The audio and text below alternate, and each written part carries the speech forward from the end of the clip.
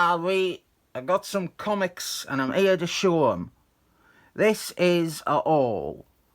These were purchased from Mega City 5 Comics in Blackhall Mill, where the Mega meets the City 5 times.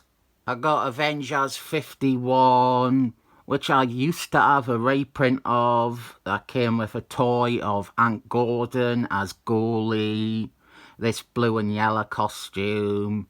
This is the original issue though.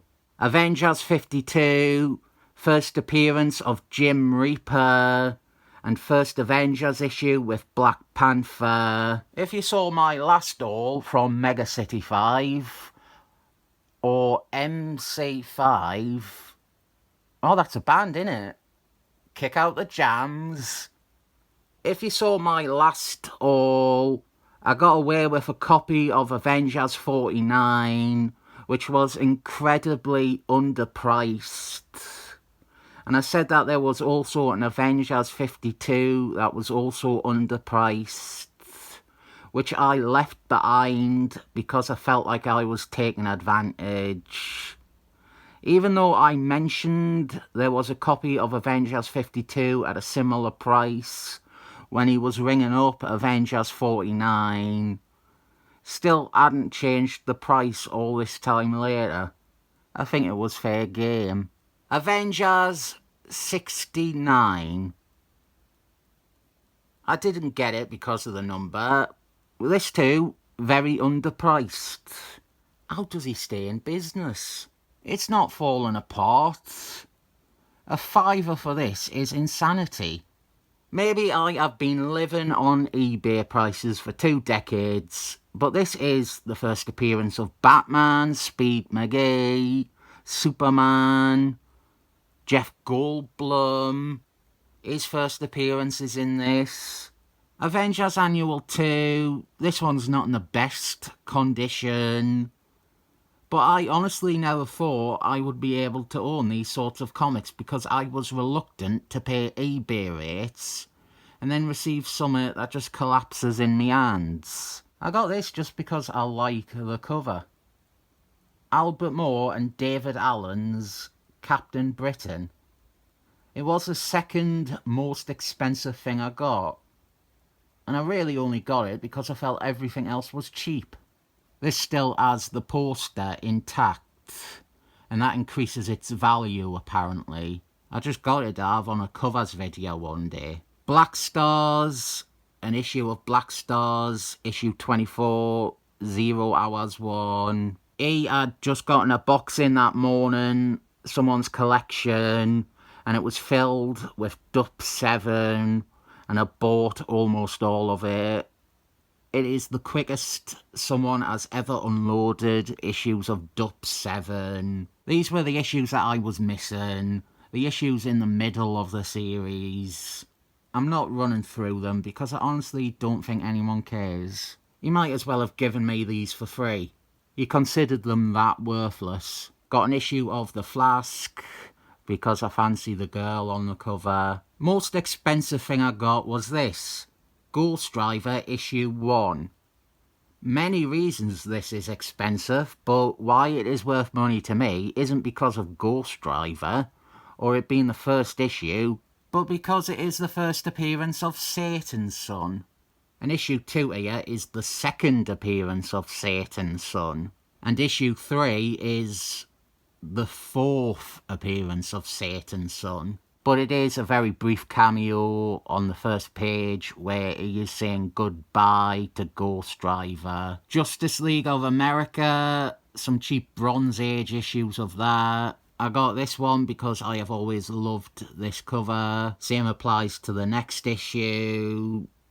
These are a 2-parter. One of the Christmas on Two Earths crossovers. Got another one of those crossovers here. Issues 100, 101, and then 102. Honestly, don't know why I got some of these Justice Leagues. They were cheap and they're not bad review fodder, I suppose. This one has a big tear on the cover. but it is issue 110, which is the issue where the Alvin Stewart version of Green Lanterns joins the Justice League, and it is the story where the Vision learns the meaning of Christmas. Imperial Guard, issue 42. This is the other tie-in to the popular It crossover Millennium. I wanted to fill a gap, but I wanted this even more. This is Ozo in the Imperial Guard, and didn't get your hopes up, despite the name. Not an Andy book type thing. It is closer to Mar-Vell Saga, but for the Imperial Guard. I thought this would be good for me.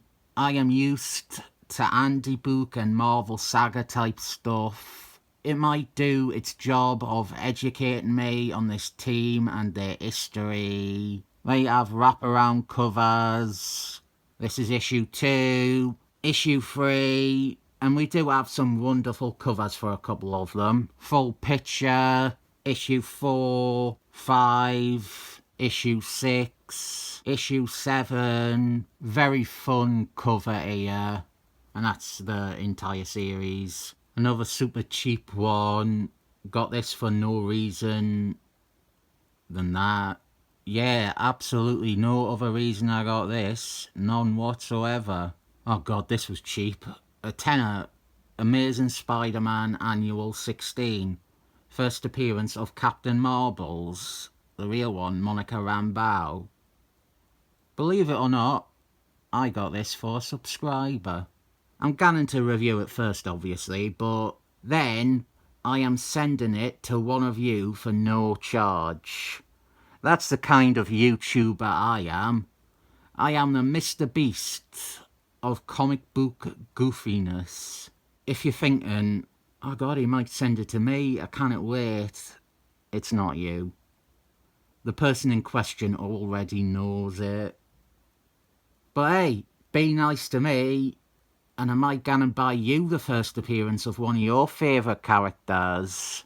Some more of what I call the vague age of Spider-Man. The 2 Identity Christmas issues are still needed. The Amazing Ricochet issue 1 and Dust issue 1. Or, as they are legally known, The Amazing Spider-Man 434 and Spider-Man 91. Nearly forgot this. Web Tales 2.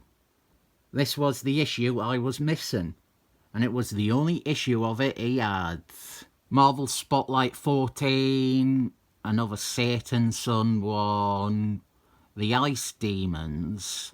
Better though is this, first issue of Satan Son's solo series.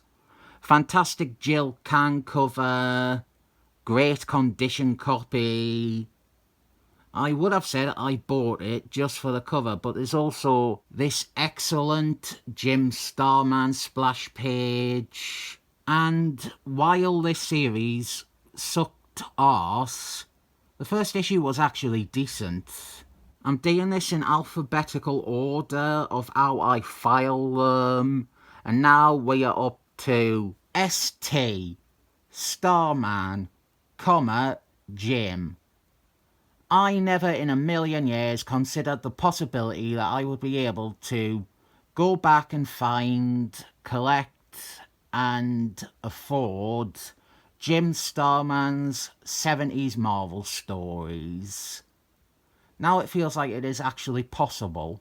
Captain Marbles, the real one, Mar-Vell, issue 28, first appearance of Eeyore, and then Captain Marbles, the real one, Mar-Vell, issue 29, first appearance of his blonde heir. Hopefully can get the rest of them. I still think Iron Man 55 is out of reach, but I got excited because there is a very, very real possibility that I could one day own Iron Man 54, the first appearance of the beautiful bald lady herself. Jumping over to Strange Adventures, we have Alan Watson by Jim Starman, issue 178. First appearance of Alan Moriarty, issue 179. First appearance of Warwick Davis. I don't have 180, but he said he is going to hold on to one for me when he gets one in. The first appearance of Gonorrhea. 181, and after that Alan Watson spun off back into his own title. This continued the numbering from before. This is issue 9. 10, we got Phineas in this. 11, some very iconic covers here. 12, which is a comic relief Warwick Davis story. Come on, Ricky, I was in Harry Potter. And then issue 15, which is the final issue of the series. Issues 13 and 14 were there. I just didn't get them. I'll get them next time. They're not priorities. And the plot is resolved in Avengers Annual 7 and a Marvel 2-for-1 Annual, which I don't have. Seaman, issues 50 and 51. These are Billy Everettine's first issues upon his return to the character in the Bronze Age. Some insanely detailed art, brilliant, and some ridiculous and silly writing. First appearance of Seagirl as well. These are also going to someone after I have reviewed them. Seriously, I am your best friend. I'll give you shit for free. Then I got a cheap 4 issue. This one is relevant. Well, it's relevant to me. The first appearance of Affinity. Marky Mark G brings Affinity back in Kazar, and then Jim Starman incorporates Affinity into all his Affinity stories. Great cover, was only a £5. They comics got... I reviewed some, then mail some, put rest in box, need new box, Jim Starman comic box full, bigger one, need, 7 thumbs, give.